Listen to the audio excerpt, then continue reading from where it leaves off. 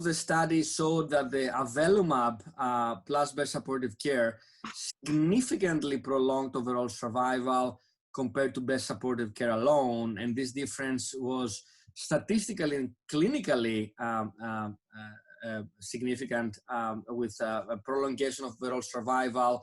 The median overall survival exceeded 21 months after randomization in patients with Avelumab plus best supportive care, and was a little bit more 14 months in patients with best supportive care alone, which is a huge difference if you think about what we usually see in oncology.